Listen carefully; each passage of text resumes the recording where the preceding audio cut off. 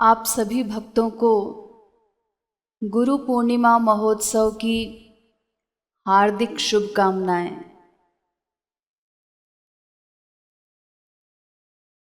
आज से कुछ ही दिन पश्चात हम सभी गुरु पूर्णिमा का पावनाति पावन सर्वोत्कृष्ट पर्व मनाएंगे।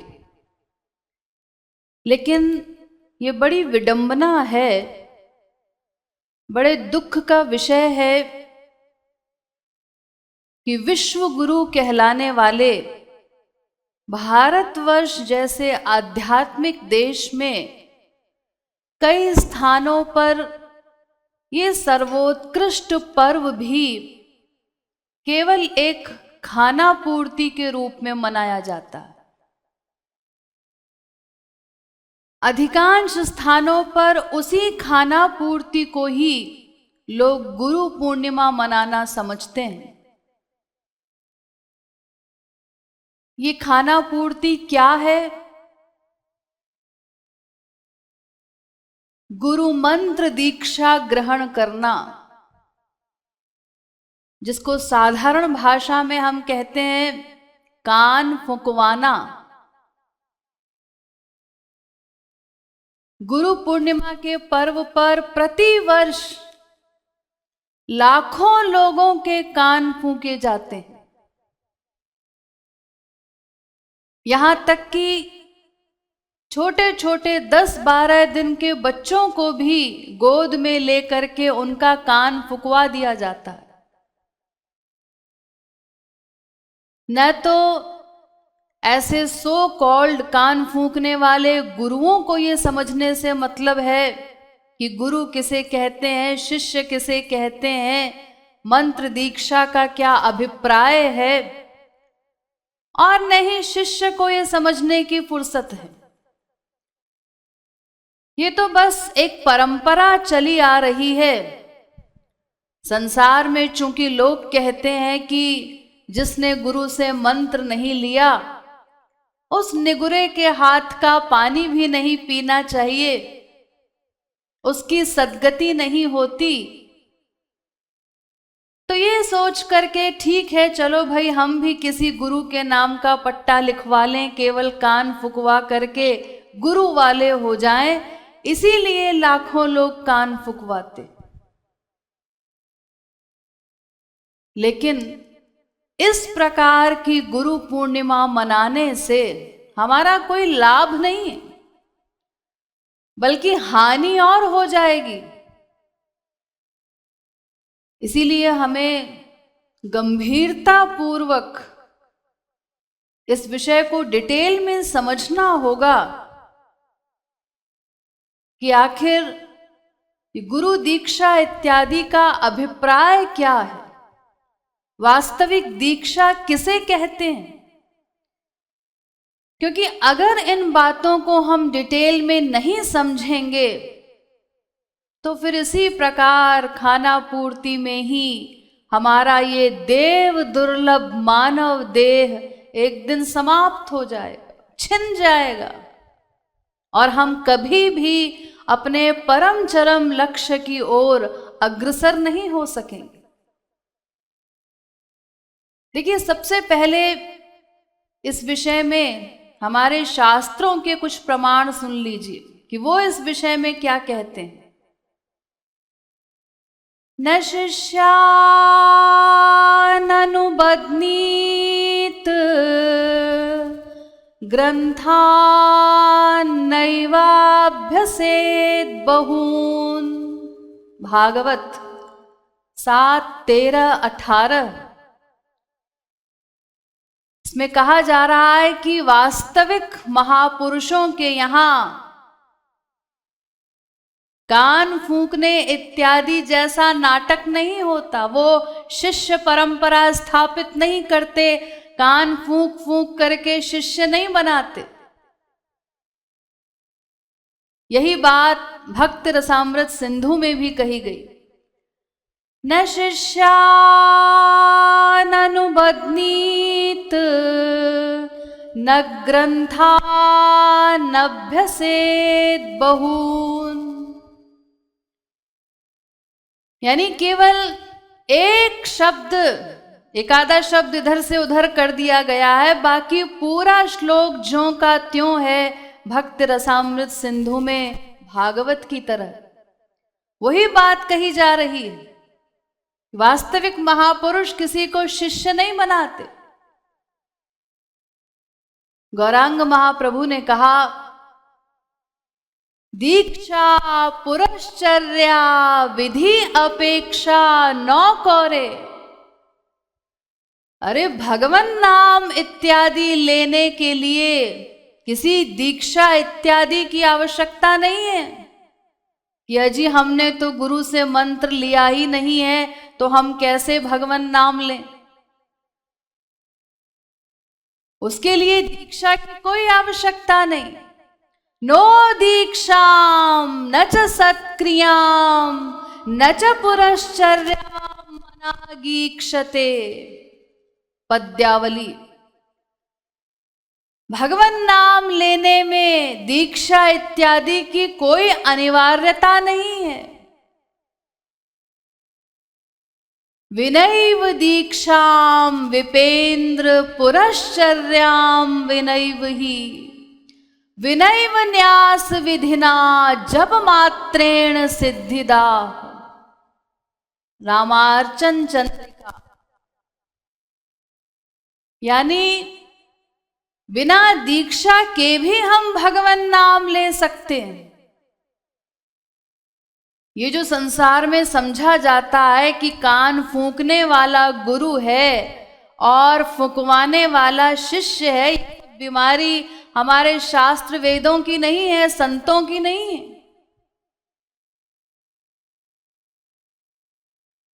तो हमारे शास्त्रों में कहीं नहीं बताया गया कि इस प्रकार कान फूंक करके वो फूंकने वाला गुरु है और फुकवाने वाला शिष्य है। देखिए, सबसे पहले डिटेल में ये समझ लीजिए कि दीक्षा किसको कहते हैं। दीक्षा शब्द का अर्थ क्या है तो और डिटेल में आपको समझ में आ जाएगा। दीक्षा का अर्थ बताया गया, दिव्यम ज्ञानम यतो दद्यात् कुर्यात् पापस्य संशयम तस्मात् दीक्षेति सा प्रोक्ता। यानी दीक्षा उसे कहते हैं जिसके मिलते ही तुरंत 1/100 सेकंड बाद नहीं, जैसी ही दीक्षा मिलती है तो उसके मिलते ही सदा सदा के लिए माया समाप्त हो जाती है उस जीव की। वो माया निवृत्त हो जाता है, भगवत प्राप्ति हो जाती है। भगवान वाला दिव्य आनंद, दिव्य ज्ञान, दिव्य प्रेम, भगवान की अनंत मात्रा की शक्ति, वो सब उस जीव को प्राप्त हो जाती है तत्काल। हमारे परम पूज्य गुरुवर जगत गुरु श्री कृपालु जी महाराज ने भी अपने ग्रंथ राधा गोविंद गीत में दीक्षा का अभिप्राय स्पष्ट करते हुए कहा, दिव्य ज्ञान दिव्य प्रेम गोविंद राधे, जब गुरुदेव आए दीक्षा दे।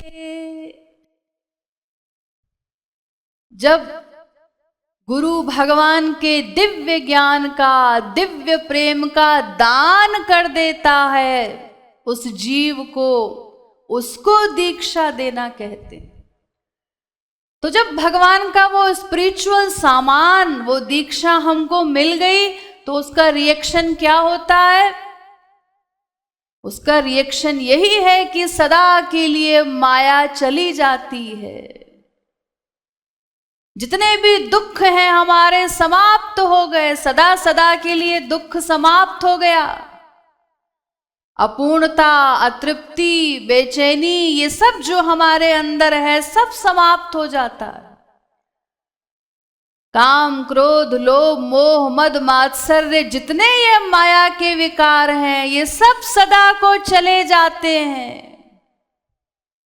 क्योंकि जब माया चली गई अपना डेरा तंबू लेकर के, तो फिर ये सब माया के ही तो परिवार वाले हैं, ये सब तो अपने आप चले जाएंगे।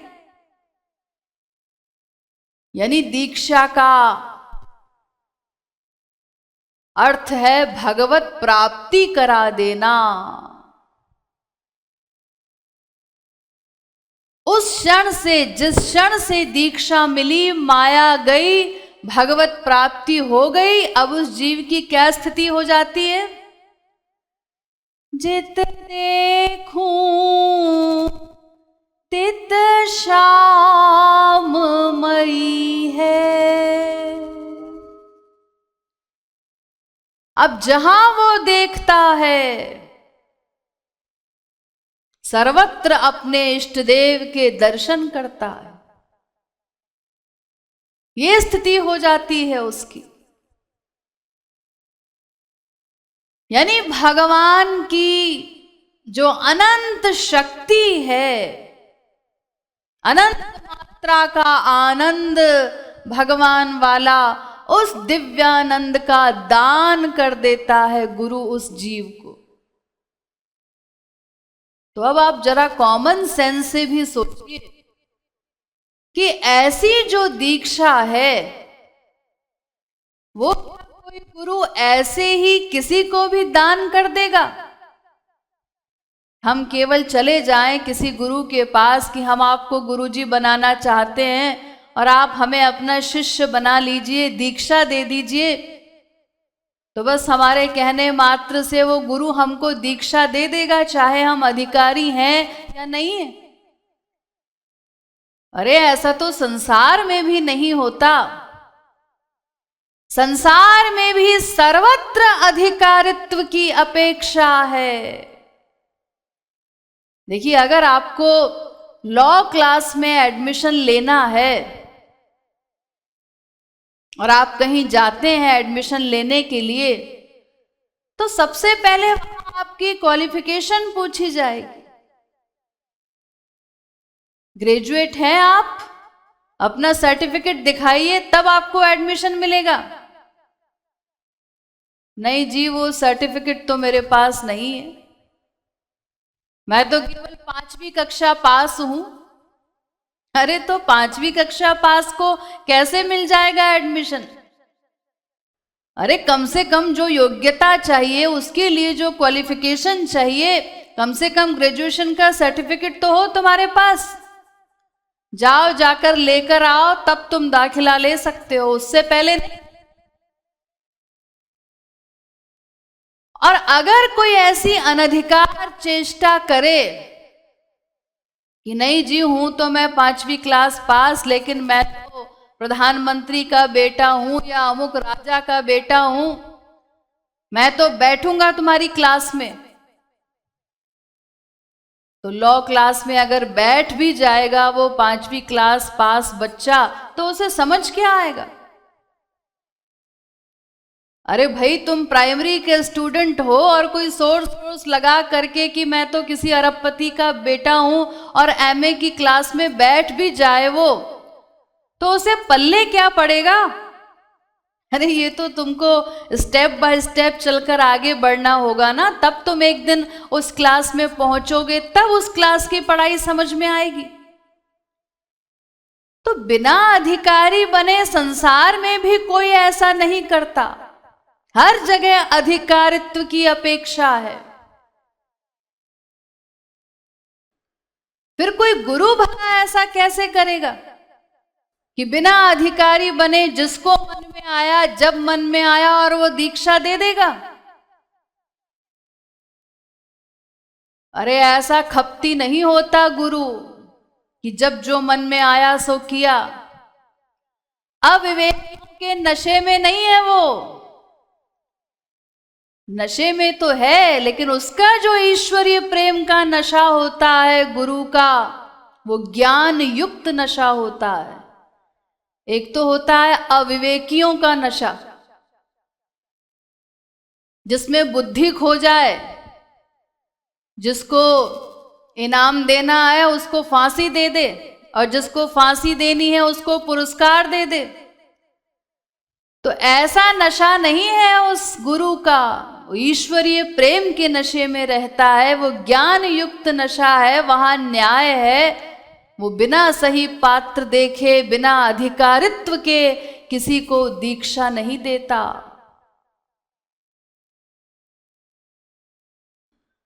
और मान लीजिए कोई ऐसा कर भी दे, अगर कोई गुरु ऐसा कर दे कि बिना अधिकारी बने किसी जीव को दीक्षा दे दे, तो आप जानते हैं उसका परिणाम क्या होगा? उसका परिणाम फिर यही होगा कि उस जीव के हड्डी का चूरा भी कहीं नहीं दिखेगा, भस्म हो जाएगा वो वहीं। अरे भाई, जो सामान हम लेने के लिए जा रहे हैं, तो उस सामान को ग्रहण करने के लिए उसी की पावर के बराबर पात्र भी तो होना चाहिए हमारे पास। अरे हमारी तो ये हालत है कि संसार में एक छोटा सा सुख, एक रंग की भिखारी की लॉटरी लग जाती है 10 करोड़ की, तो उस आनंद को वो सह नहीं पाता और हार्ट फेल हो जाता है खुशी में। हमारी तो अभी ये दशा है। तो वो जो दीक्षा का मतलब अभी मैंने आपको बताया, भगवान की अनंत मात्रा की पावर, भगवान की शक्ति,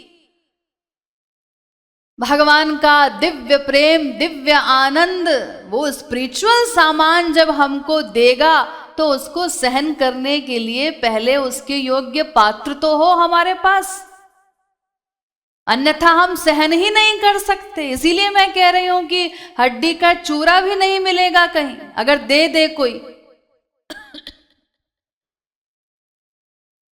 जैसा सामान हमको चाहिए उसको ग्रहण करने के लिए उसकी योग्यता के अनुसार पात्र भी होना चाहिए। जितना टेम्परेचर होता है जिस चीज में, जैसे मान लीजिए किसी को आग चाहिए, तो आग को अगर आप अखबार पर तो नहीं ले सकते जा करके। अगर कोई व्यक्ति अखबार लेके कहीं चला जाए कि साहब मुझे इस पर जरा आग का गोला दे देना, तो वो कहेगा अरे पागल है, तेरा दिमाग खराब है। ये आग का गोला रखते ही अखबार वहीं भस्म हो जाएगा। उसको सहन करने के लिए उसके टेम्परेचर के बराबर पात्र तो हो। तो कोई बिना अधिकारी बने दीक्षा दे दे तो क्या हाल होगा हमारा।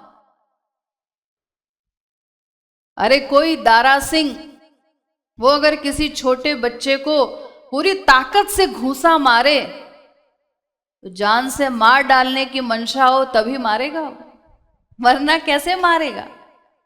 अरे भाई, वो छोटा सा बच्चा है, वो कैसे सह सकता है। देखिए, माएं अपने छोटे छोटे बच्चों को भी दिन भर मारती रहती। छोटा बच्चा 2 साल का, 4 साल का, लेकिन कैसे मां मारती है। वो मारते समय पोले पोले हाथ चलाती है, हल्का सा मारती है, धीरे से मारती है, और मारते समय भी ध्यान रखती है कहीं उसको आंख में चोट न लग जाए, नाक पे न लग जाए। छोटा है बच्चा, कोमल है। अब जब वो और बड़ा हो गया, 8-10 साल का, 12 साल का, तो और जोर से झापड़ मारती है। फिर और बड़ा हो गया, 16, 17, 18 साल का, अब और जोर से मारती है। और वो बच्चा हंस देता है, कहता है और मार लो मम्मी, हमें तो कुछ पता ही नहीं चल रहा है, हमारा क्या बिगड़ता है। देखिए, संसार में भी हम देखते हैं कि एक आदमी, उसने एक ही घूंसा दूसरे आदमी को मारा और दूसरा आदमी ढेर हो गया, वहीं मर गया। अब उसके पास पावर है, इतना बलशाली है वो कि एक ही घूंसे में उसने दूसरे को समाप्त कर दिया। तो लोग कहते हैं भाई इसमें कोई आश्चर्य वाली बात नहीं है, उसके पास इतनी पावर है, वो इतना बलवान है, दूसरे के पास कम पावर है, इसलिए वो सह नहीं पाया। संसार में भी हम देखते हैं एक पहलवान, वो दिन भर तमाम मुक्के अपने शरीर में मरवाता रहता है, लेकिन अगर वही मुक्का छोटे से बच्चे को मार दिया जाए तो उसके प्राण भी निकल सकते हैं उसी समय। तो ये सब आगे वाली बातें हैं। ये दीक्षा इत्यादि जब हम योग्य हो जाएंगे, हमारा पात्र तैयार हो जाएगा, तब वो गुरु दीक्षा देता है। उससे पहले वो हमको दीक्षा देगा ही नहीं, चाहे हम सर फोड़ लें उसके आगे। अरे कैसे दे दे, कहां दे दे? अगर वो देगा, पात्र तो हमारा तैयार है नहीं। जैसे देने वाला वो भले ही 1 करोड़ क्विंटल दूध बर्तन में डालता जाए, देता जाए, लेकिन उस बर्तन में पेंदा ही नहीं है तो दूध ठहर ही नहीं सकता। तो लोग कहेंगे कि ये लेने वाला नहीं, देने वाला ज्यादा पागल है। अरे इसको देख तो लेना चाहिए पहले, पात्र में पेंदा है या नहीं, डाले जा रहा है। तो ऐसे तक हमारा पात्र तैयार नहीं है। वो पात्र क्या है? हमारा अंतःकरण। वो जब पूर्ण शुद्ध हो जाएगा, अब हमारा पात्र तैयार हो गया। वो शुद्ध अंतःकरण में दीक्षा दी जाती है, पूर्ण अंतःकरण शुद्धि की अवस्था पर। ऐसी अवस्था जब भगवान से मिले बिना रहा न जाए, इतनी मात्रा का वियोग, भगवान से मिले बिना प्राण छटपटाने लगे, ये सारा संसार शून्य नजर आने लगे, आंखों से निरंतर अश्रुधारा प्रवाहित हो, ऐसी जब स्थिति हो जाती है जीव की, ये पहचान है पूर्ण अंतःकरण शुद्धि की। इस अवस्था पर वो गुरु दीक्षा देता है, उससे पहले नहीं देगा। और आजकल तो बड़ा आश्चर्य होगा आप लोगों को भी सुन करके, तमाम जगह ऐसी हैं, बड़े बड़े महामंडलेश्वर इत्यादि बड़े बड़े गुरु लोग, वो तो बकायदा अपने यहां रजिस्टर रखे रहते हैं। और जब कोई पहुंचता है उनके यहां तो वो कहते हैं, देखो भाई इस रजिस्टर में लिख दो कि आज से हमने काम छोड़ा, कोई एक विकार वो लिख दो, छोड़ दो, क्रोध छोड़ा, लोभ छोड़ा। और लोग बेचारे बोले भाले लिख देते हैं। क्यों भाई, तुमने लिख तो दिया, तो क्या ये सब छूट गया? अरे नहीं जी, वो छुटा वुटा कहाँ है, वो तो गुरुजी ने कहा था इसीलिए हमने लिख दिया। और तमाम आश्रमों में कोई चीज छोड़ने के लिए कहा जाता है कि कोई एक चीज आप लिख दीजिए, यहां पर छोड़ करके जाएंगे। तो लोग सोचते हैं कि भाई जो चीज हमें पसंद नहीं है उसी को लिख देते हैं, हमारा क्या जाता है। बैंगन को मैं हाथ भी नहीं लगाता, वो मुझे वैसे ही पसंद नहीं है, तो लिख देता है बैंगन छोड़ा, आज से बैंगन नहीं खाएंगे। ऐसी ऐसी जोकरी होती है। यानी आजकल ये हाल है कि शिष्य लोग गुरु बनाने के लिए उतने व्याकुल नहीं है जितना गुरु लोग शिष्यों की संख्या बढ़ाने के लिए व्याकुल हैं। छोटे छोटे बच्चों के 10-10, 20-20 दिन के बच्चों के कान फूंक दिए जाते हैं कि कहीं ऐसा ना हो जाए कि बड़ा होने के बाद इसके माँ बाप किसी और से कान फुकवा दें इसका, तो फिर हमारे चेलों की संख्या कम हो जाएगी, अमुक की ज्यादा हो जाएगी। बकायदा अपने शिष्यों को भेजते हैं लोगों को कन्विंस करने के लिए, और वो लोग आके समझाते हैं, देखो भाई हमारे गुरुजी से मंत्र ले लो, उनसे दीक्षा ले लो, वो बड़े पहुंचे हुए महात्मा हैं। लेकिन अगर कोई वास्तविक महापुरुष है तो वो इस प्रकार अनधिकारी को दीक्षा इत्यादि नहीं दिया करता।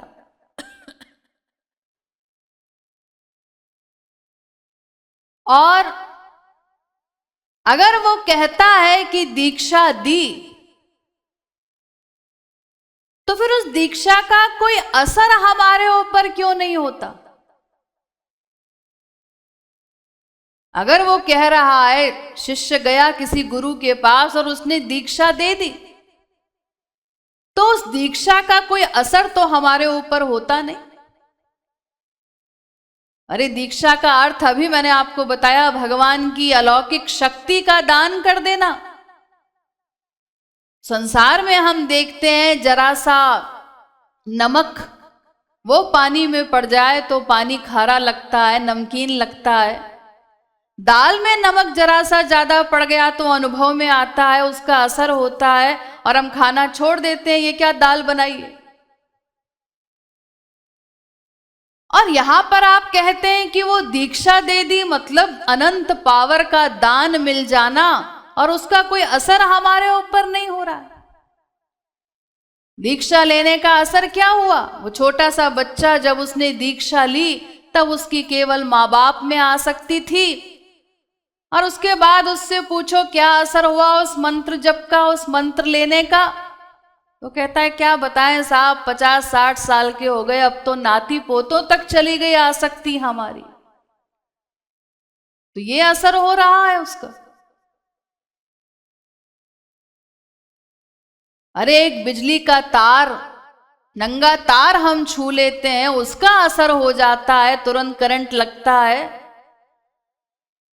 और यहां गुरु जी कहते हैं दीक्षा दे दी और हमारे ऊपर उसका कोई असर ही नहीं हो रहा। तो गुरु जी कहते हैं देखो भाई, वो इसका भी उत्तर देते हैं कि तुम अभी अधिकारी नहीं हो, इसीलिए असर नहीं हो रहा। अच्छा, तो क्यों जी, अगर हम अधिकारी नहीं थे तो तुम्हें क्या पागल कुत्ते ने काटा था जो हमें दीक्षा दे दी? अरे भाई, अगर हम अधिकारी नहीं हैं तो फिर पहले तुम हमारा पात्र तैयार करते, अधिकारी बनाते, ऐसे दीक्षा दी क्यों? मतलब दे तो कोई सकता नहीं, दीक्षा देने का ढोंग किया क्यों? केवल इसीलिए कि तुम्हारे चेलों की संख्या आज इतनी है तो उसमें इतने प्लस हो जाए, कम ना हो जाए, तुम्हारे नाम का पट्टा लिखवा ले हम कि तुम हमारे गुरुजी हो। ये सब अंधेर चल रहा है। और क्यों जी, उनसे पूछिए कि ये जो कान में तुम देते हो क्या मंत्र, कौन सा मंत्र? तो तमाम शिष्य कहते हैं जी हमारे गुरुजी ने कहा है कि ये किसी को बताना मत, किसी को बताना नहीं है। क्यों जी, क्यों नहीं बताना? अरे उसमें कोई पाप है क्या, कोई गाली गलौच है, ऐसी क्या बात है जो किसी को बताना मत? कोई गंदी बात है? उसमें छिपाने वाली बात क्या है? आदि जगत गुरु रामानुजाचार्य जी ये तीसरे ओरिजिनल जगत गुरु हुए हैं। इन्होंने एक बार गुरु बनाया एक्टिंग में।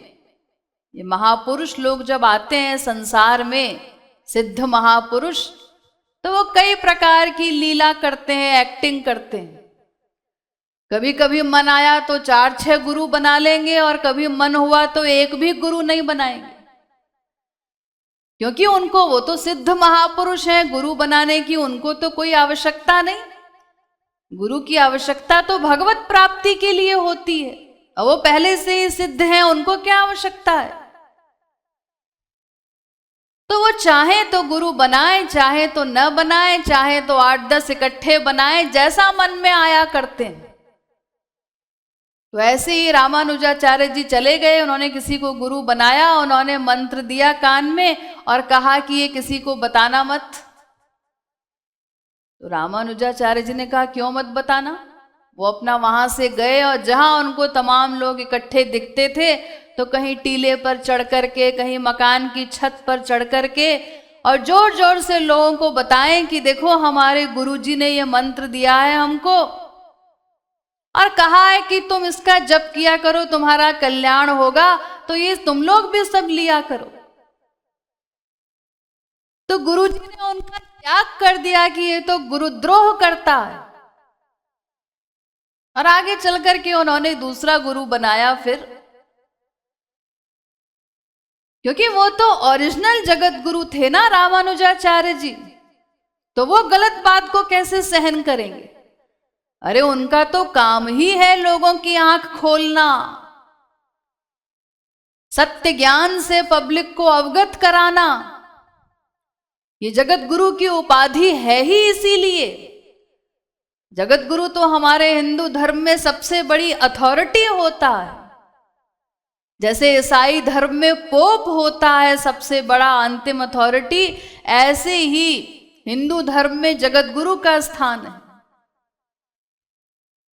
तो हमारे श्री महाराज जी भी, जो इस समय विश्व के 5वें मूल जगत गुरु हैं, जगत गुरु श्री कृपालु जी महाराज, जगत गुरु ही नहीं जगत गुरुत्तम है, यानी पूर्ववर्ती चारों जगत गुरुओं में भी श्रेष्ठ हैं।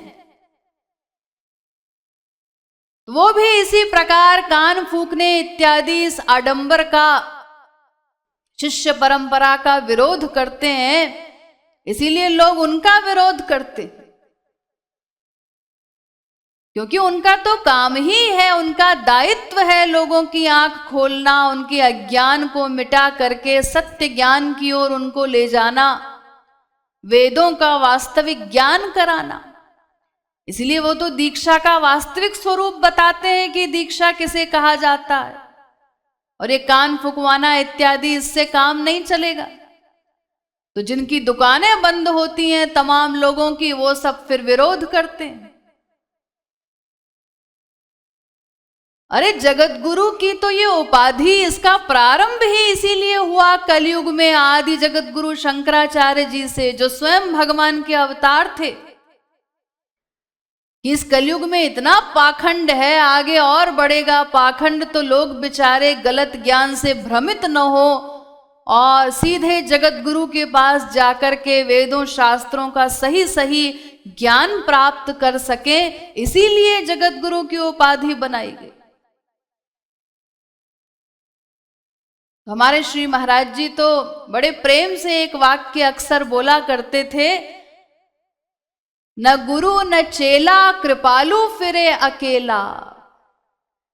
यानी श्री महाराज जी के कोई गुरु नहीं है और फिर भी वो जगत गुरुत्तम है। और इसी प्रकार किसी को उन्होंने कान फूंक करके चेला नहीं बनाया, इस प्रकार उनका एक भी चेला नहीं, लेकिन फिर भी लाखों लोग विश्व भर में उनके अनुयायी हैं। तो इसमें छिपाने वाली बात क्या है जो मना किया जाता है? अरे देखिए, वेदों में जो सबसे बड़ा मंत्र है, सबसे प्रसिद्ध, हरे राम राम राम हरे हरे, हरे कृष्ण कृष्ण कृष्ण हरे हरे, ये कली संतरणोपनिषद का मंत्र है। तो ये तो सबके लिए है कि कोई भी इसे पढ़ सकता है और कोई भी इसका कीर्तन करो बोलो, इसमें छिपाने वाली क्या बात है? कोई पाप की बात नहीं, फिर छिपाने के लिए क्यों कहा जाता है? किसी को बताना नहीं। तो वो गुरुजी कहते हैं, अपना तर्क देते हैं, अरे देखो वो किसी को बताना नहीं, क्योंकि इसमें हमने ये जो मंत्र दिया है इसमें अलौकिक शक्ति है। तो अभी मैंने आपको बताया कि अगर अलौकिक शक्ति है तो उनसे प्रश्न कीजिए कि हमारे ऊपर असर क्यों नहीं हो रहा है। अगर आप कहते हैं कि ये हमारे गुरु जी के गुरु का दिया हुआ मंत्र है, अलौकिक मंत्र है, तो फिर हमारे ऊपर कोई असर क्यों नहीं होता इसका? और अगर तुम कहते हो, ये तर्क देते हो कि तुम अधिकारी नहीं हो, तो तुम्हारे चारों स्क्रू ढीले हैं क्या? तुमने फिर ये दीक्षा दी क्यों हमें बिना अधिकारी बनाए? यानी ये दीक्षा का ढोंग किया क्यों? और फिर देखिए इन मंत्रों का अर्थ क्या है। अरे जितने तमाम मंत्र हैं संप्रदायों के, रामाय नमः, क्लीं कृष्णाय नमः,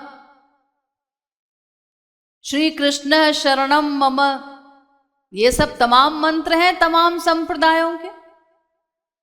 तो इन सब मंत्रों का अर्थ क्या है? अरे यही तो अर्थ है कि हे राम तुमको नमस्कार है, हे श्री कृष्ण तुमको नमस्कार है, हे श्री कृष्ण हम तुम्हारी शरण में हैं। अरे यही तो अर्थ है इन सब मंत्रों का। तो क्यों जी, अगर हम भगवान को संस्कृत में ही मंत्र के रूप में नमस्कार करेंगे तो क्या भगवान तभी हमारा नमन स्वीकार करेंगे?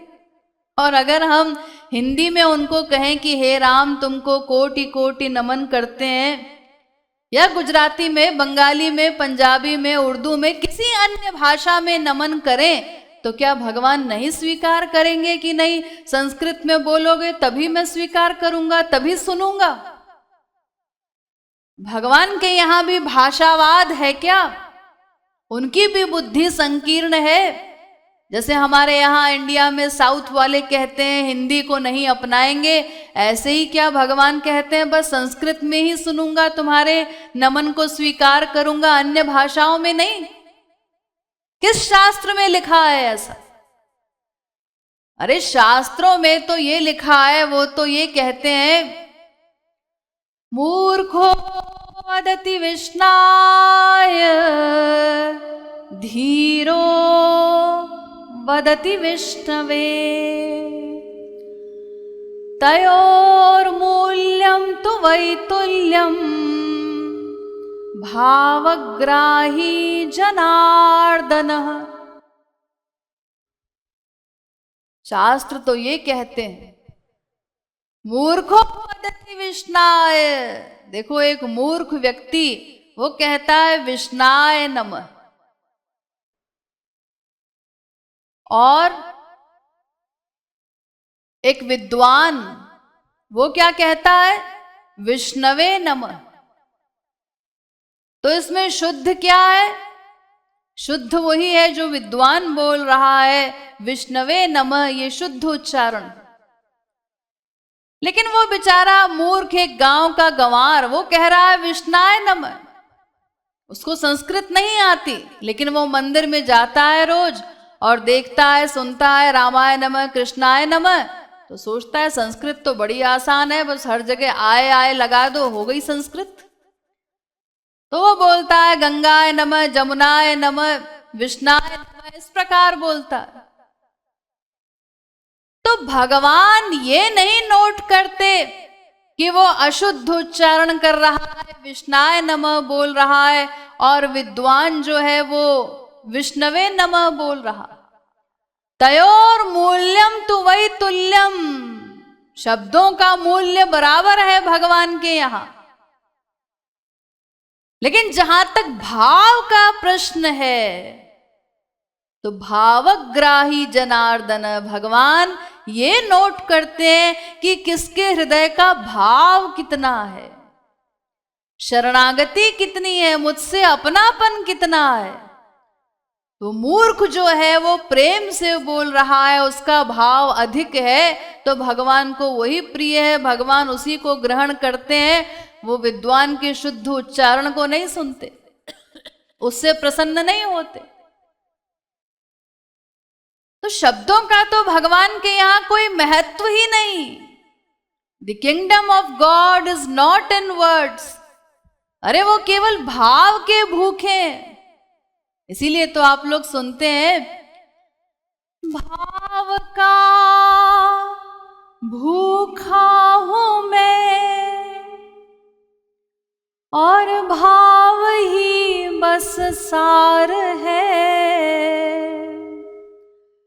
भाव से मुझको भजे तो भव से बेड़ा पार है। भाव बिन सब कुछ दे डाले, मैं कभी लेता नहीं। भाव वाले भक्त का एक पुष्प भी स्वीकार है। वो केवल भाव के भूखे हैं। भावग्राह्य मनीडाख्यम भावा भाव करम शिवम, वेद कहता। तो इसीलिए उनको शब्दों से कोई मतलब नहीं। हम संस्कृत में बोले, पंजाबी में बोले, बंगाली में, किसी में भी बोले, अरे भगवान तो सभी भाषाओं का जानकार है।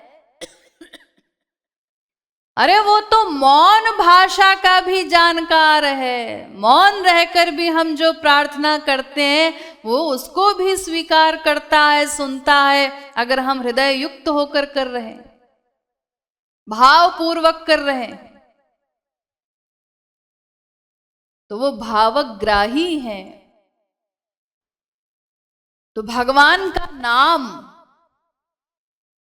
ये जो मंत्र के रूप में लिया जाए, बस उसी को वो सुनेंगे या उसी से प्रसन्न होंगे, क्या ऐसा है? नहीं। अरे राम श्याम जो नाम भगवान के हैं, कोई नाम हम ले सकते हैं। भगवान के सारे नामों में भगवान की समस्त शक्तियां हैं। अभी मैंने आपको बताया ना, गौरांग महाप्रभु ने कहा दीक्षा पुरश्चर्या विधि अपेक्षा न करे। कोई भी भगवान नाम लो, उसके लिए यह आवश्यक नहीं कि दीक्षा लेनी पड़ेगी या गुरु मंत्र का ही हम जप करें तभी वो लाभकारी होगा, ऐसा नहीं। भगवान के प्रत्येक नाम में उनकी समस्त शक्तियां हैं। नाम नामकारी बहुधा निज सर्वशक्ति तत्रार्पिता नियमित स्मरणेन कालः। एतादृशी तव कृपा भगवन् ममापि दुर्दैवमीदृशमिहा जनिनानुरागः।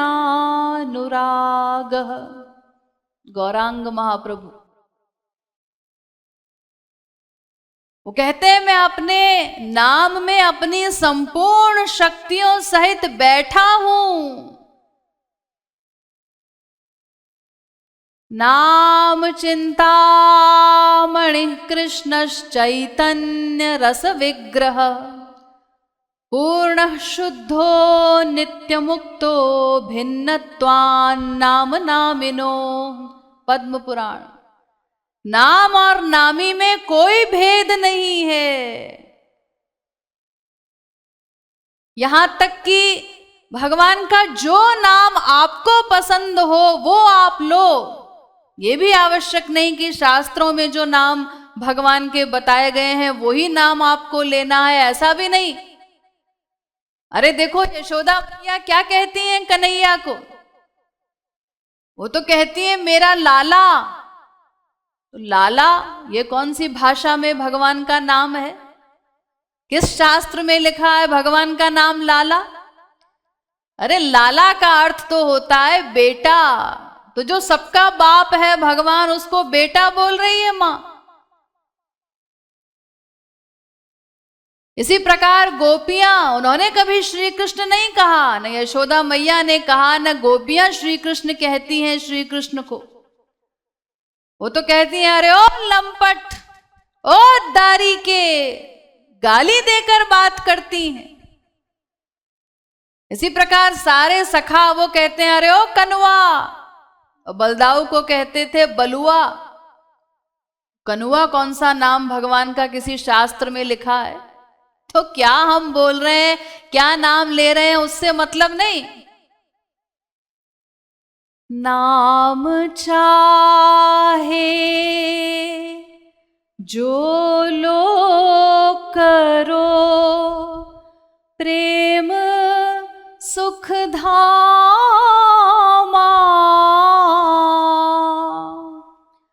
सखा कहे कनुआ, लंगर कहे बामा। श्यामा श्याम गीत। तो जो भगवन नाम हमको पसंद हो वो हम ले सकते हैं। तो ये आवश्यक नहीं कि गुरु मंत्र लिया जाए और उसी का जप करने से कल्याण होगा। ये सब पाखंड तो पेट पालू लोगों ने चला दिया, कान फूंक फूंक करके, और तमाम शिष्य बनाते जा रहे हैं। और ये भी नहीं कि एक को, दो को, तीन को बना रहे हो, लाखों लोगों को। और कोई गवर्नमेंट इसके खिलाफ कुछ कहने वाली नहीं कि ये सब तुम क्या कर रहे हो, अपने ही धर्म के, वेद के विरुद्ध है ये सब। और अगर वेद के अनुकूल भी कहते हो, तुम कहते हो वेद के अनुकूल है, तब तो बड़ा आसान है। फिर तो ये मंत्र की एक लाइन कोई भी याद करके, 3-4 अक्षरों के मंत्र हैं, उनको याद करके फिर तो कोई भी गुरु बन जाए और लाखों लोग शिष्य बनाकर अपना स्वार्थ साधता रहे। और गुरु तो जबकि हमारे शास्त्र कहते हैं कि वो तो भगवान के बराबर होता है। आचार्यम माम विजानीयात्, भगवान का ही स्वरूप होता है गुरु। तो ऐसे तो कोई राक्षस भी ये एक लाइन याद करके और गुरु बन जाए, और हम उसको तन मन धन अपना समर्पित करते रहें और अपने कल्याण की, लाभ की आशा करें। कोई भी गुरु बन जाए फिर तो बड़ा आसान है, सब भगवान हो गए एक लाइन का मंत्र याद करके और कान फूंक करके।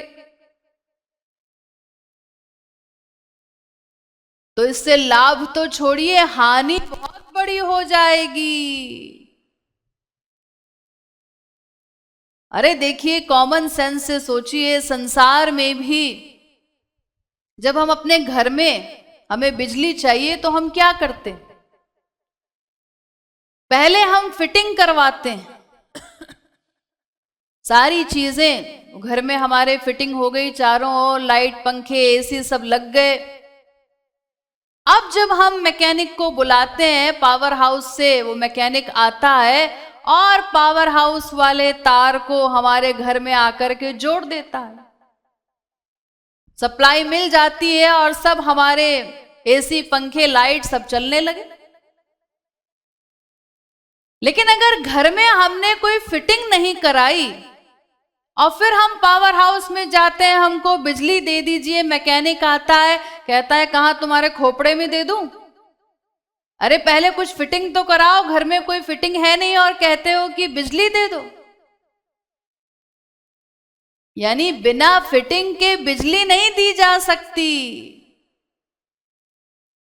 और आजकल के मैकेनिक, ये आजकल के गुरु लोग कैसे हैं कि ठीक है बेटा, फिटिंग नहीं तो कोई बात नहीं, फिटिंग नहीं करवाई, ये लो बिजली।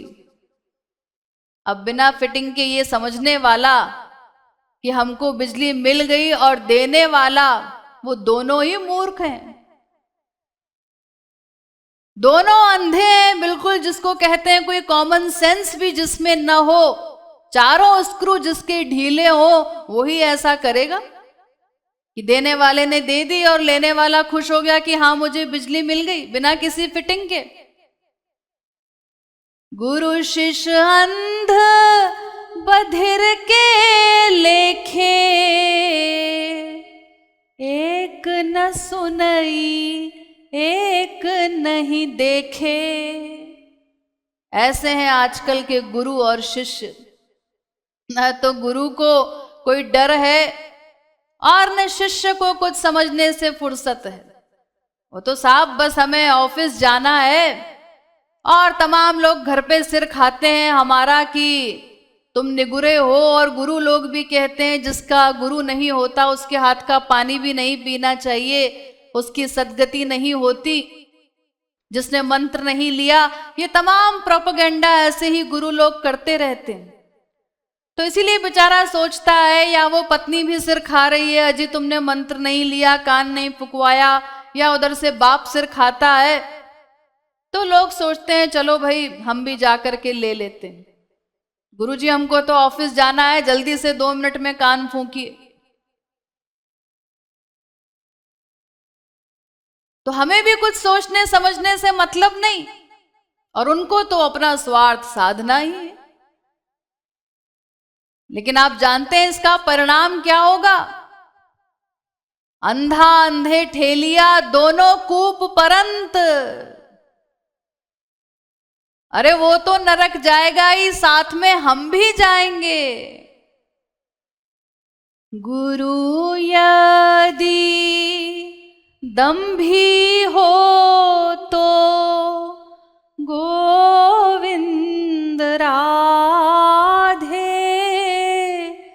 गुरु शिष्य साथ जाए नरक बता दे। राधा गोविंद गीत। दोनों नरक जाएंगे। अवैष्णवोपदेशेन मंत्रेण निरयं व्रजेत।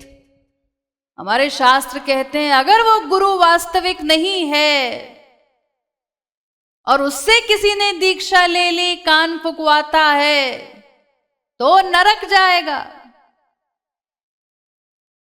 यानी हमारा लाभ नहीं होगा, ये तो छोड़िए हानि और हो जाएगी।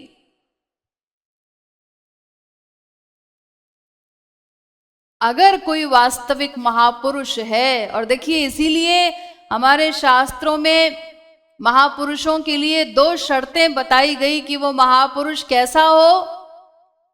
तद विज्ञानार्थम स गुरुमेवाभिगच्छेत् समित पाणि श्रोत्रियम ब्रह्मनिष्ठम।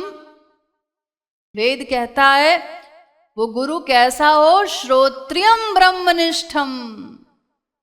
श्रोत्रिय हो यानी समस्त वेदों शास्त्रों का ज्ञाता हो। वो ज्ञाता होगा सभी वेदों शास्त्रों का, तभी हमें ज्ञान करा पाएगा।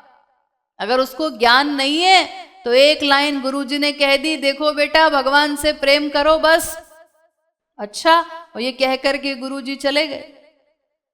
अरे महाराज कौन है भगवान, कैसे प्रेम करें, प्रेम कैसे किया जाता है, हम तो न भगवान को जाने न प्रेम को जाने। कोई तत्वज्ञान उसने नहीं कराया तो जीव आगे नहीं बढ़ सकता। ऐसे कैसे हो जाएगा एक लाइन सुनकर के प्रेम। तो वो हमारी शंकाओं का समाधान नहीं कर सकता, हमें तत्वज्ञान नहीं करा सकता जो वेद शास्त्रों का ज्ञाता नहीं। और अगर वो स्वयं भगवत प्राप्त नहीं है तो जीव की माया निवृत्ति कैसे कराएगा, भगवान की दिव्य शक्ति का दान कैसे करेगा। इसीलिए दोनों बातें जिसमें हो, ऐसे श्रोत्रिय ब्रह्मनिष्ठ महापुरुष को पहले हमें गुरु रूप में वर्ण करना होगा। देखिए वो हमको शिष्य नहीं बनाएगा, पहले शिष्य तो जब हम अधिकारी बन जाएंगे, अंतःकरण शुद्ध हो जाएगा, तब बनाएगा। उससे पहले हमें उसे मन से गुरु रूप में वर्ण करना है। किसी वास्तविक संत को, किसी साधक को नहीं। साधक तो आज अच्छा है कल बुरा हो सकता है, अप डाउन हुआ करता है तमाम माया निवृत्ति से पहले। भावोप्य भाव मायाति कृष्ण प्रेष्ठा पराधतः। भाव भक्ति पर पहुंच करके भी साधक का पतन हो सकता है। इसीलिए किसी साधक को गुरु नहीं बनाना है। वास्तविक महापुरुष जो श्रोत्रिय ब्रह्मनिष्ठ है, उसे हम पहले मन से गुरु रूप में वर्ण करें। मन से उसको गुरु मानना होगा। और अब वो गुरु हमें तत्व ज्ञान कराएगा, वो जो तत्व ज्ञान दे उसको हम श्रद्धा पूर्वक ग्रहण करें।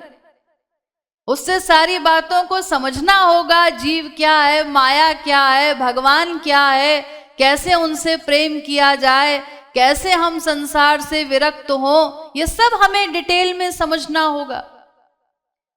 क्योंकि जब तक इन सब चीजों को डिटेल में हम नहीं समझेंगे तो भगवान से प्रेम नहीं कर पाएंगे, आगे नहीं बढ़ पाएंगे, बिना थियरी के, बिना तत्वज्ञान के। और इसके बाद तत्वज्ञान ग्रहण करके साथ साथ प्रैक्टिकल साधना भी करनी होगी। गुरु ने जो साधना बताई है, साथ साथ वो साधना भी हम करें। अब साधना करते करते भी जो प्रैक्टिकल प्रॉब्लम्स आती हैं, वो गुरु हमारा इतना साथ देता है कि जो भी प्रॉब्लम्स आई उनको सॉल्व करता है, हर प्रकार से हमारी रक्षा करता है, जीव के कुसंस्कारों से लड़ता है, हर प्रकार से हमें संभालता है वो गुरु, भीतर ही भीतर।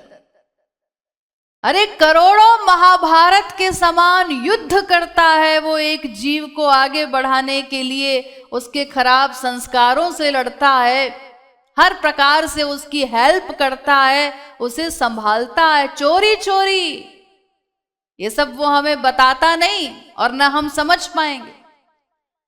हमारे गुरु ने हमारे लिए क्या क्या किया, ये कोई जीव भगवत प्राप्ति से पहले नहीं समझ सकता। उसके परिश्रम को, उसकी कृपाओं को 100% नहीं समझ सकता।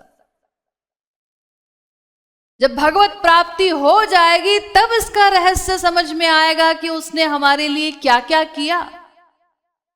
तो ये सब कृपाएं वो गुरु करेगा, संभालेगा, साधना करवाएगा, तत्व ज्ञान देगा, सब कुछ करेगा, लेकिन शिष्य नहीं बनाएगा।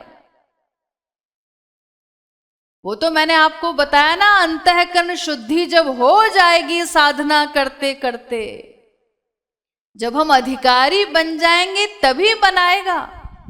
क्योंकि अभी वो कैसे दे दे, कहां दे दे, ये भोलेपन की बातें जो हम लोग किया करते हैं महापुरुषों के पास जाकर के कि महाराज हमको भी दे दीजिए। अरे क्या दे दें, जो आपके पास है वही हमको भी दे दीजिए। तो कहां दे दें, जहां आपके पास है वहीं हमको भी दे दीजिए। ऐसी बातें हम लोग करते हैं महात्माओं के पास जाकर के। लेकिन वो कैसे दे दे बिना अधिकारी बने, जब तक मैंने अभी आपको बताया डिटेल में पात्र ही नहीं है उसे सहन करने का, तो वो चीज कैसे मिल जाएगी। तो पहले हमको मन से गुरु बनाना है, उसको गुरु मानना है। क्योंकि अगर हम गुरु नहीं मानेंगे तो फिर वो जो बताएगा, तत्वज्ञान हमें कराएगा, उसकी वाणी पर हम विश्वास भी नहीं करेंगे। और जब विश्वास नहीं करेंगे तो प्रैक्टिकल साधना भी हम नहीं करेंगे। और जब साधना नहीं करेंगे तो अंतःकरण शुद्ध भी नहीं होगा, तो हमारा पात्र कैसे तैयार हो, हम अधिकारी कैसे बनेंगे। इसलिए हमको उसे पहले वास्तविक महापुरुष को गुरु रूप में वर्ण करना है, गुरु मानना है। लेकिन वो शिष्य नहीं बनाएगा जब तक हम अधिकारी न बन जाएं। क्योंकि ये हमारे शास्त्रों का आदेश है। वो शिष्य कैसा होना चाहिए, प्रशांत चित्ताय शमान्विताय। देखो गुरु लोगों, ऐसे वैसे किसी को शिष्य मत बना लेना। शिष्य किसे कहते हैं, प्रशांत चित्ताय, जिसका चित्त बिल्कुल शांत हो चुका हो, संसार में कहीं जिसका मन न जाए, संसार से पेट भर चुका हो, वो विरक्त हो, उसी को शिष्य बनाना।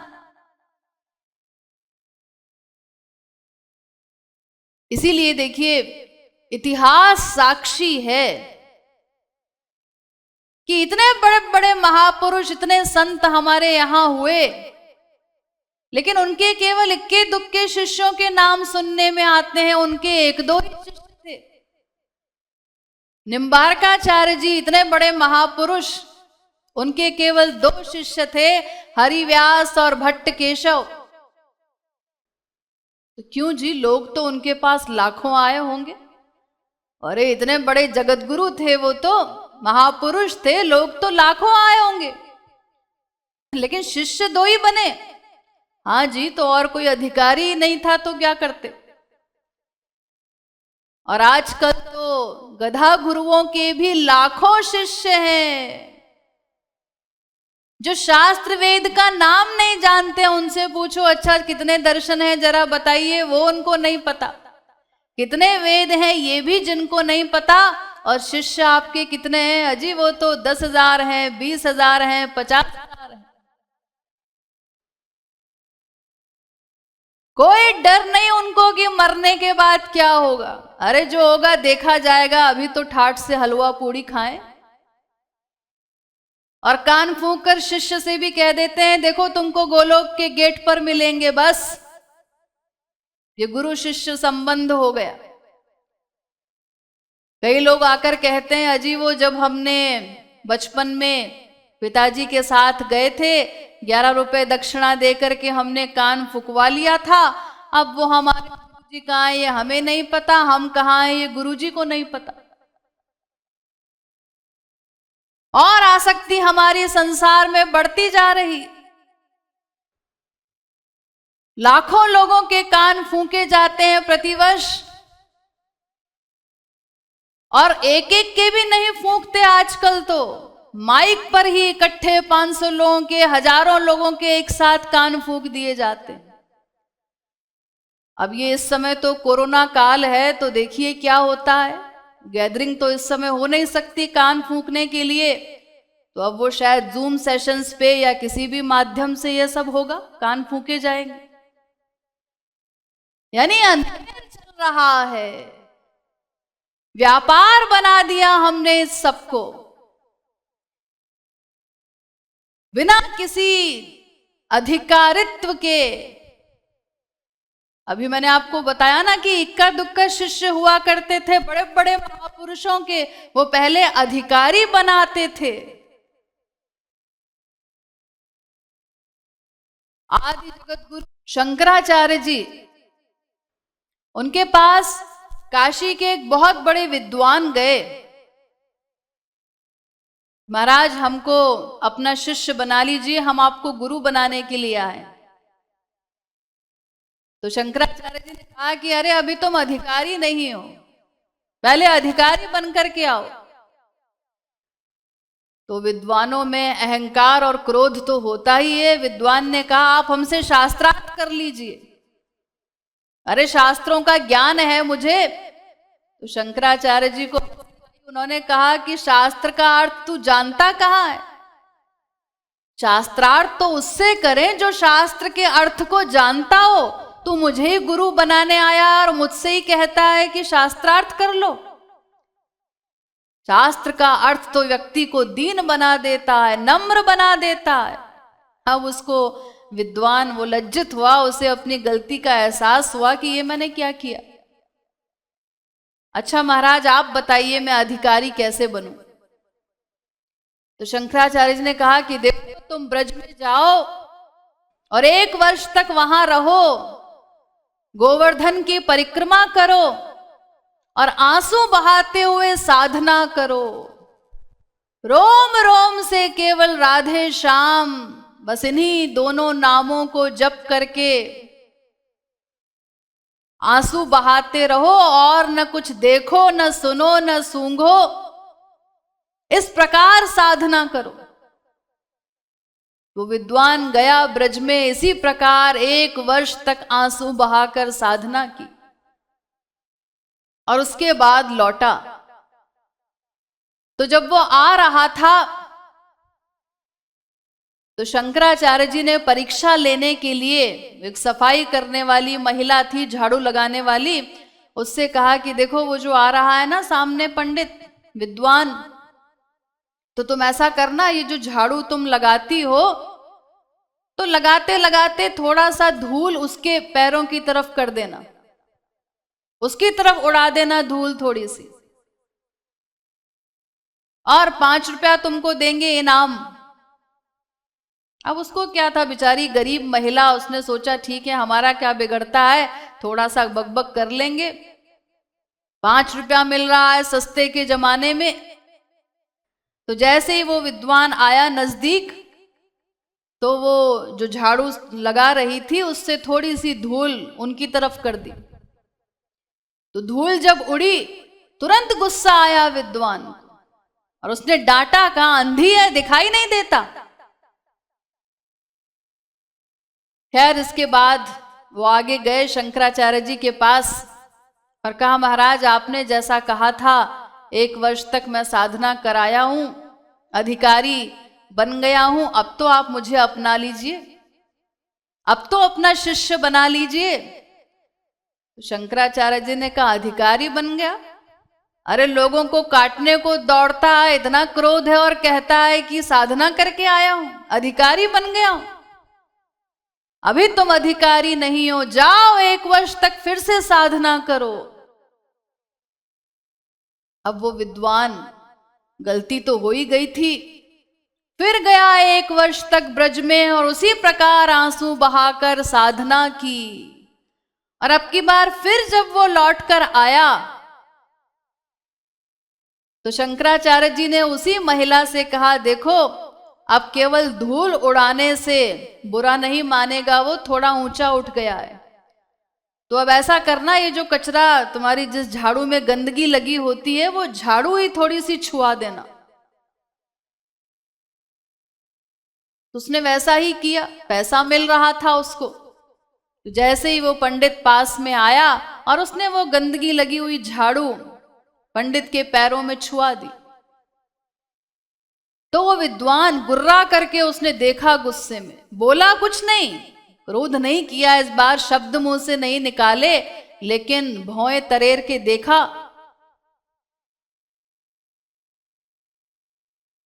अब गए आगे शंकराचार्य जी के पास, उस समय तो कंट्रोल कर लिया, शब्द कुछ नहीं कहे, डांटा नहीं उस महिला को, नहीं तो अभी भी फेल कर दिए जाएंगे।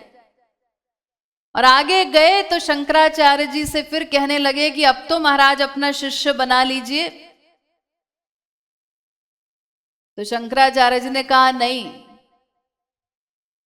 अभी खाने को तो नहीं दौड़ते लेकिन गुर्राते हो, अभी भी तुम अधिकारी नहीं हो, फिर से जाओ 1 वर्ष तक ब्रज में साधना करो। अब वो विद्वान फिर से गया, फिर उसने आंसू बहाकर 1 वर्ष साधना की। और अब की जब वो आ रहा था तो अब शंकराचार्य जी ने उस सफाई करने वाली महिला से कहा देखो अब की बार तुमको 25 रुपया देंगे, अब की बार तुम ये करना कि ये जो तुम्हारा, अब वो झाड़ू छुआने से भी बुरा नहीं मानेगा, तो तुम्हारा ये जो टोकरा है कचरे का ये पूरा उसके ऊपर उड़ेल देना। उस महिला ने कहा अब तो मैं पिटे बिना नहीं रह सकती, अरे झाड़ू छुआ दिया तो हम लोगों से भी कह सकते हैं कि नहीं जी ये झूठ बोल रहे हैं, हमने नहीं छुआया, लेकिन कचरा उड़ेल देना अब तो लोग भी नहीं छोड़ेंगे मुझे, जो भी सुनेंगे।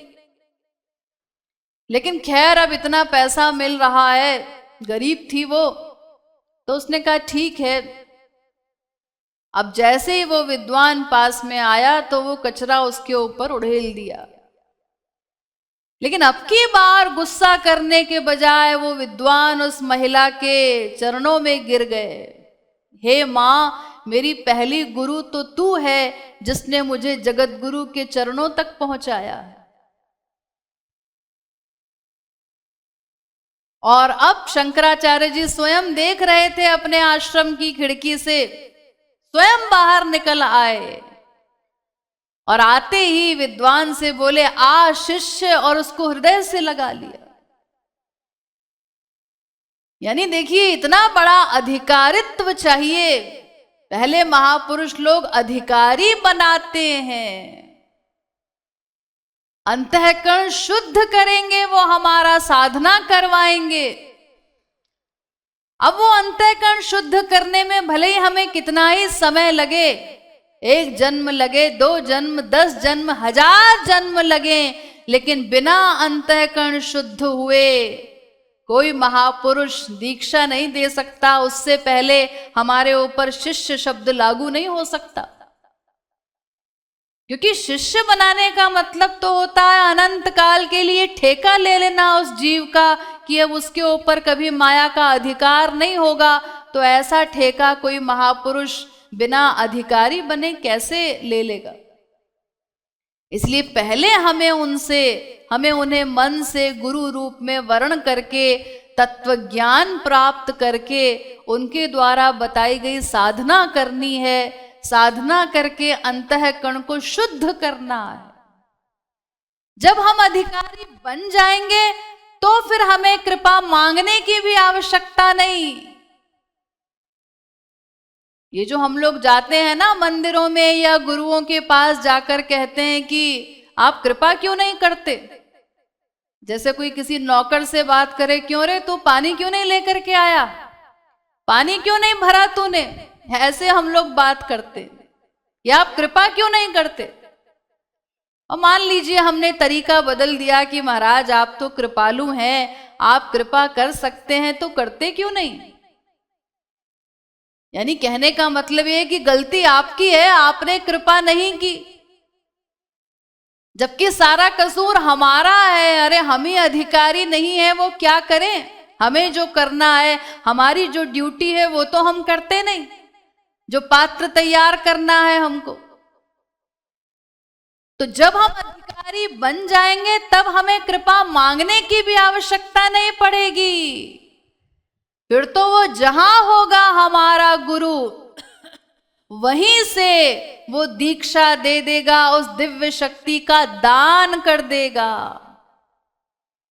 और फिर ये आवश्यक नहीं कि वो कान में मंत्र डाल करके ही दे। अरे कान से दे दे, आंख से दे दे, चिपटा करके दे दे, फूंक मार करके दे दे। तमाम तरीके महापुरुषों ने अपनाए हैं। अरे देना है उनको सामान, वो कैसे भी दे सकते हैं, घूसा मार करके दे दे। ये तो उन पर डिपेंड करता है, उनकी इच्छा है कि वो कैसे दें। गौरांग महाप्रभु ऐसे ही करते थे, किसी को हृदय से लगाया और दे दिया। तो सारे महापुरुषों के अपने अपने तरीके हैं। और फिर जब वो दीक्षा मिल गई तो बस उसके बाद हमें कुछ करना शेष नहीं। अब कुछ करना बाकी नहीं रहा उसके बाद, अब तो केवल रस लेना है बस। वो दिव्यानंद मिल गया, अब न तो हमें उसके छीनने की कोई टेंशन होगी कि कोई छीन न ले, और न उसको बनाए रखने के लिए हमें कोई प्रयत्न करना है। वो तो सदा रहेगा। अब आप कोशिश करें, साधना करें कि किसी प्रकार हमारे हृदय से ठाकुर जी निकल जाएं, तो भी वो नहीं निकलेंगे। अरे ठाकुर जी की भी ये हिम्मत नहीं कि वो निकल जाएं, वो भी असमर्थ हैं। जो आ गया है हृदय में हमारे, वो ही नहीं निकल सकता, तो हम क्या निकालेंगे फिर? इसीलिए तो सूरदास जी ने कहा था, बाह छुड़ाए जात हो, निबल जान के मोय, हृदय से जब जाओगे,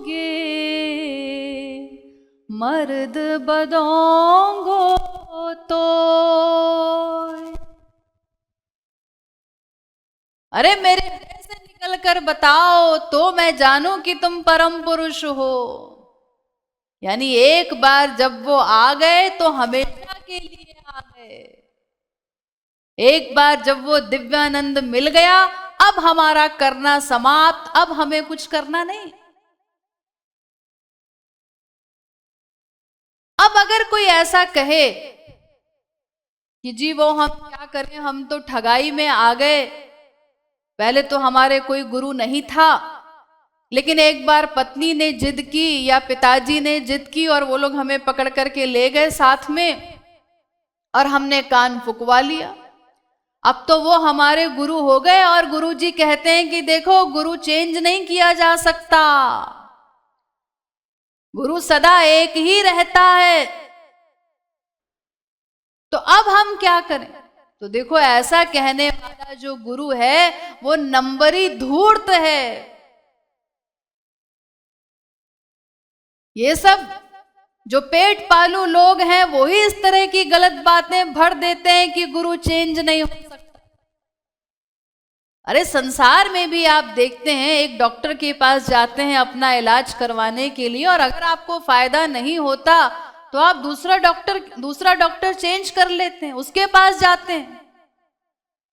जिसकी दवा से फायदा नहीं हो रहा है या आपको पता चल जाए कि ये फर्जी डॉक्टर है, गलत डॉक्टर है, तो किसी को मरना हो वो ही जाएगा उसके पास, उसकी दवा खाता रहे। तो वो डॉक्टर हम चेंज कर देते हैं संसार में। फायदा ही नहीं हो रहा है तो उसके पास जाने से क्या होगा? तो ऐसे भागवत कहती है, न ये अकस्मात गुरोर ज्ञानम। अरे एक नहीं 1000 गुरु तुम चेंज कर सकते हो,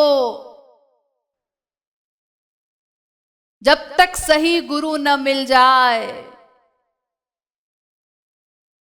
तब तक गुरु बदलना पड़ेगा। बदल सकते हो क्योंकि उस गलत गुरु से तो कोई लाभ होना नहीं है, मानव देह समाप्त हो जाएगा हमारा। अनंत गुरु हमने बदले हैं। अरे अनंत जन्म अब तक हमारे हो चुके हैं, अभी क्या हुआ है? अनंत जन्मों में हमने अनंत गुरु बनाए, आगे भी बनाने पड़ेंगे जब तक कोई सही गुरु मिल न जाए। तो अगर कोई गलत गुरु है तो वहां आपको दुर्भावना करने की आवश्यकता नहीं है, इसने हमको धोखा दिया है।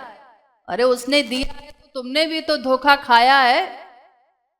धोखा देने वाला अपराधी है तो धोखा खाने वाला भी अपराधी है, तुम भी तो ठगाई में आए हो उसके। लेकिन अब तुम्हें समझ में आ गया तो दुर्भावना न करो, चुपचाप अलग हो जाओ उससे और किसी वास्तविक महापुरुष को ढूंढो। वो वास्तविक महापुरुष कहाँ मिलेगा, कैसे मिलेगा? तो देखिए उसके लिए भी सबसे सरल तरीका यही है कि आप रो करके भगवान को पुकारें कि आप ही हमें अपने किसी वास्तविक जन से मिला दीजिए। जब ना मिले गुरु गोविंद राधे,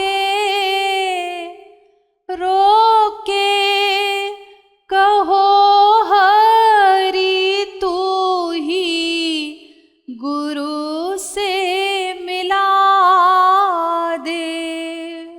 राधा गोविंद गीत। क्योंकि देखिए महापुरुष लोग बड़े विचित्र होते हैं। अगर हम अहंकार लेकर के गए किसी को पहचानने के लिए, तार वाक्य क्रिया मुद्रा विज्ञे ना बुझे। उनकी हर क्रिया, उनका वाक्य, सब कुछ ऐसा होता है कि उसको देख करके हम नहीं समझ सकते। कहीं और हमारी बुद्धि खराब हो गई तो और हम नामापराध के भागी बनेंगे। अपना अहंकार लेकर के हम उसे नहीं पहचान पाएंगे। इसलिए सबसे अच्छा तरीका यही है कि हम रो करके भगवान को ही पुकारें, तो वो ऐसा बना देंगे कि हमें अपने किसी जन से मिला देंगे, हमें उन तक पहुंचा देंगे या वास्तविक गुरु को हम तक पहुंचा देंगे। संसार में हम इतना टाइम देते हैं हर चीज के लिए। देखिए एक लड़की के शरीर का दान करता है उसका पिता तो 50 इंक्वायरी करता है लड़के की। लड़का कैसा है, अच्छा नाक कान मुंह ऐसा है, दिखने में ऐसा है, अच्छा क्या क्वालिफिकेशन है तुम्हारी, करते क्या हो, कितना कमाते हो, तुम्हारे बाप का नाम क्या है, अरे लड़के के खानदान तक की इंक्वायरी होती है कि कहीं अगर इसके बाप दादे आवारा हुए तो लड़का भी आवारा न हो, इसलिए वहां तक इंक्वायरी करते हैं लोग, इतना समय देते हैं। तो एक लड़की के शरीर का दान करने के लिए, कूड़ा कबाड़ा हमारा शरीर, उसी के दान के लिए हम इतना समय देते हैं, 50 इंक्वायरी करते हैं।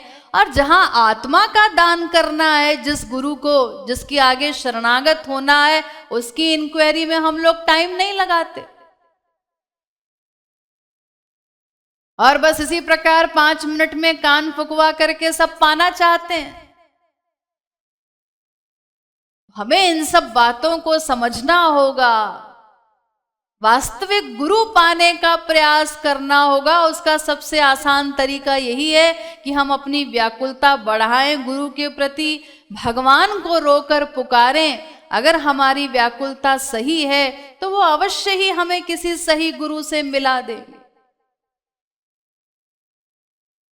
उससे पहले और उसके बाद जब वो कोई सही गुरु मिल गया और उसका तत्व ज्ञान हमने सुना, समझा, और प्रैक्टिकल जब हम साधना कर रहे हैं तो हमें अपने अंदर असर नजर आने लगा, फीलिंग में आने लगा कि हाँ देखो हमारा भगवान से प्यार बढ़ रहा है, संसार से अटैचमेंट कम हो रहा है। और हम तो कभी इस जीवन में सोच भी नहीं सकते थे कि इतना समय हम भगवान के लिए दे पाएंगे। अरे हम तो 5 मिनट में ही बोर हो जाते थे, मन नहीं लगता था। लेकिन ये गुरु का ही कमाल है, जो बातें अब हम सुन रहे हैं वो हमने कहीं नहीं सुनी थी। और अब हम साधना भी कर पा रहे हैं, मन भी लग रहा है, संसार से वैराग्य भी हो रहा है। ये सब जब फीलिंग हमको हो, उसके बाद फिर हम वहां फुल स्टॉप लगा दें। यानी एक बार जब सही गुरु मिल गया, हमारे हृदय ने स्वीकार कर लिया, हम अपने लाभ को भी नोट कर पा रहे हैं, उसके बाद फिर हमें कहीं और भटकने की आवश्यकता नहीं। फिर किसी वास्तविक महापुरुष के पास भी जाने की आवश्यकता नहीं, क्योंकि महापुरुष तो तमाम है संसार में। अब अगर हम भटकते ही रहेंगे तो शंकराचार्य जी और प्रकार की साधना बताते हैं, निम्बारकाचार्य जी और तरह की बताते हैं, फिर हम कंपैरिजन करेंगे।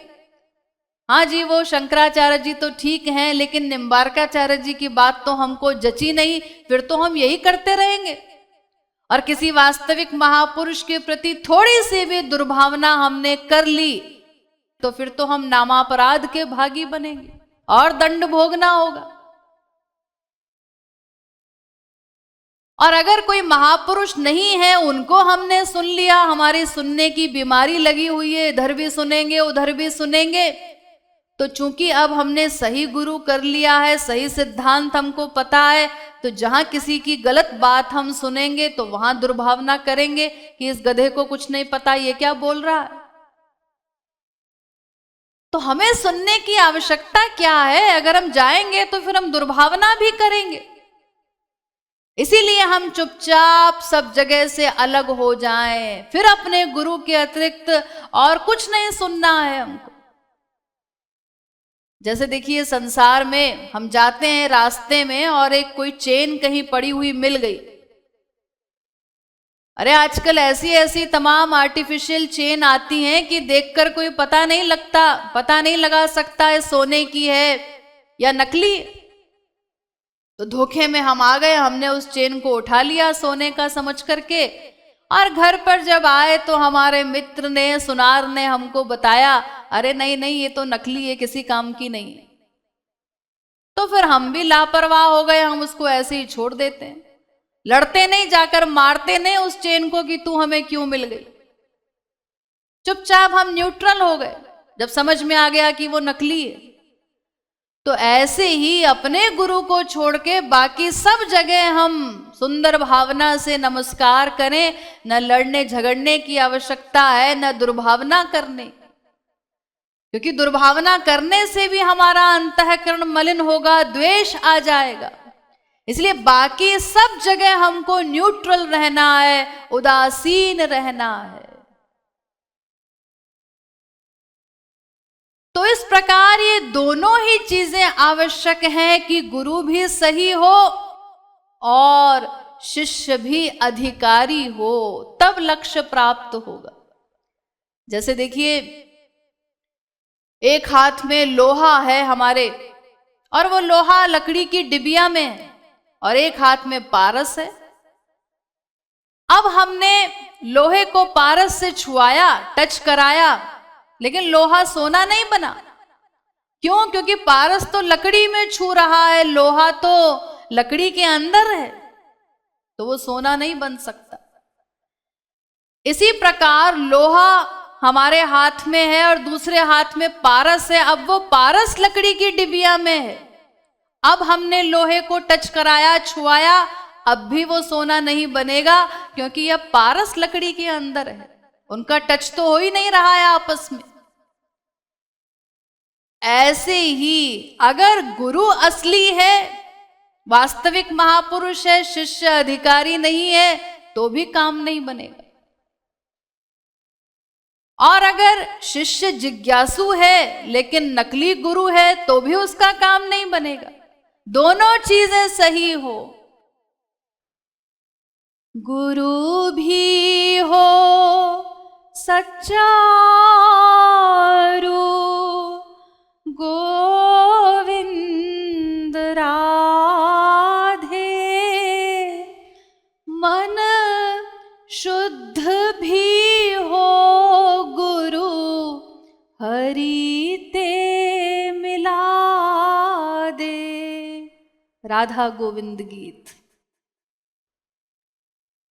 तो अब आप लोग डिटेल में समझ गए होंगे कि केवल कान फूंकवाने से काम नहीं बनेगा, न वो कान फूंकने वाला वास्तविक गुरु है।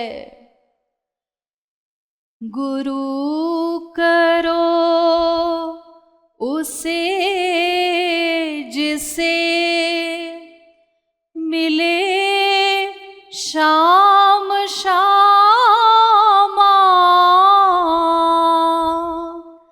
कान फुकवाने तेना बने कभू कामा।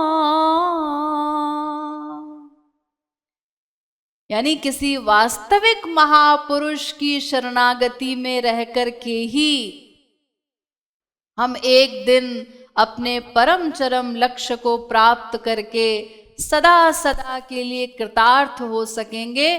तभी हमारा गुरु पूर्णिमा मनाना सार्थक हो सकेगा। श्रीमद् सद्गुरु सरकार की जय। श्रीमद् युगल सरकार की जय।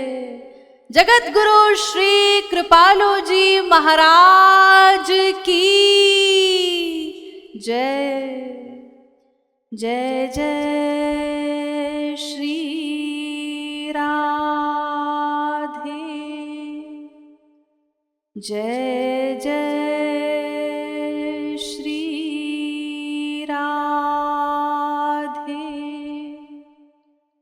जय जय श्री